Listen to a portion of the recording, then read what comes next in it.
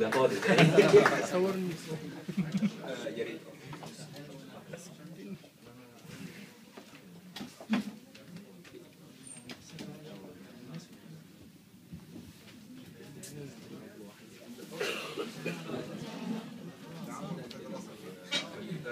القصيدة يعني اسمها قصيدة. هو يعني ايه دستور؟ هو يعني ايه دستور؟ أنا فاكر أول مرة سمعت عنه كان في شوية سطور، في سؤال التعبير أيام ثانوية عامة وقت التعديل المشهور. سألت الأستاذ هو إيه التعديل؟ ما جاوبش. طب يعني إيه الدستور؟ ما خبرش. أنا وقتي محصور. بص يا ابني دي الإجابة، احفظها واخبطها زي ما هي وادفع الخبر مجهول. سألت أبويا هو إيه التعديل في الدستور؟ قال لي دي عالم بتلف وبتدور، عايزين يخلوها على مقاسه لما أبوه يغور. بس لو جالك سؤال جاوب من سكات وما تعيشليش الدور. أنا في دماغي بقول كل الهيصة دي علشان يورثوا الغندور. طب ما كانوا قالوا كده من الصبح، ولا احنا عشان في زمن القبح فلازم يلون قوانينه بلون هباب أسود من الكحل. وتشوف في النور شعب موافق منصور ماشي ورا الراعي الجسور، قائد العبور ضحى بعمره لاجل الوطن ما يعيش مستور، صاحب الاستقرار وسط امواج البحور. لكن على الناحيه الثانيه كانت المعارضه بتثور قدام دار القضاء ودار فتح سرور، بيهتفوا باعلى صوت لا للتوريث لا للحاكم المغرور. ما كانوش بيخافوا من الموت، كفايه راح زمن السكوت على ظلم في التابوت. ناس عايشه في عشش وقبور ما عندهمش بيوت، والعدل متكتف وباللجام مشدود وسايقه جهاز امن الدوله المنعوت. وكل ده مش مكفي الديك لسه عايز يسلمها مقشره للكتكوت.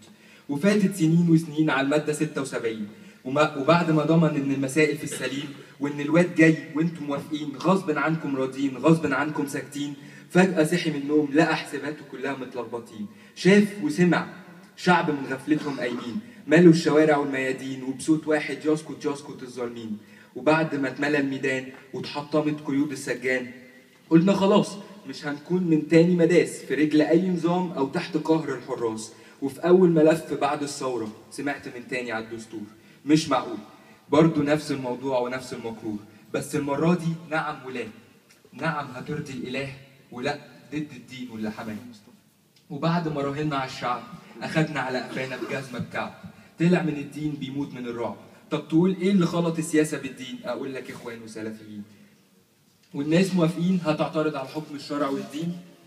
عارف انهم مش رجال دين وجهله وفاشلين. قالوا لهم كتير اسحاق وصباحي والبوب الكبير مفيش دوله من غير دساتير، لازم نحكم الضمير بدل ما نخسر كتير. وتعبنا نفهمهم اولا الدستور، وسالت ليه نرقع في الدستور؟ طب ازاي ننتخب رئيس من غير دستور؟ وازاي نحاكم نظام من غير دستور؟ وقالت الصناديق نعم لحكم الفاسد والزنديق. لما تضلل الناس عن الطريق تبقى ايه غير زنديق؟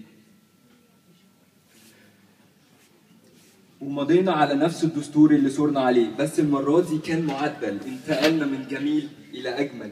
وبعد ما اتشق الصف رجعوا حطوه على الرف، وسمعنا من تاني على مبادئ فوق دستورية، وإن العيشة هتبقى هنية والعيشة هتبقى هنية. استرزقوا من وراها الجماعة المطبلاتية بتوع الاستقرار واللحاف والبطانية. يا دي كانت أروع فترة انتقالية، كله طلع على السطح نشروا أفكارهم زي الطفح. وفي الآخر أهي فترة وعدت والبلد ما رفعتش راسها ولا العودها شدت. وفي نهاية المطاف جالنا رئيس وللإنصاف ما بيحكمش لوحده وراه جماعته. وهنا مش قصدي والله المدام، دي جماعة الإخوان.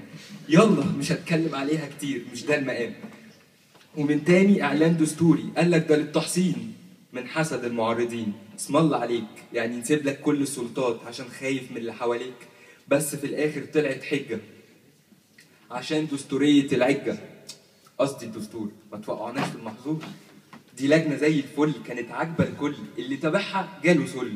وبعد كم الانسحاب انفتحوا في السباب في كل المنسحبين، وقالوا مش مهم دول شوية علمانيين على مسيحيين.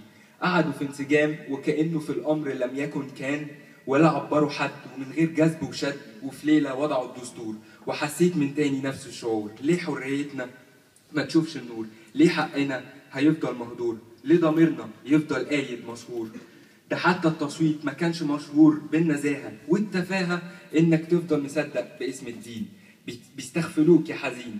وقالت من تاني السنة دي نعم لحكم الفاسد والزنديق، لما تضلل الناس عن الطريق تبقى ايه غير زنديق.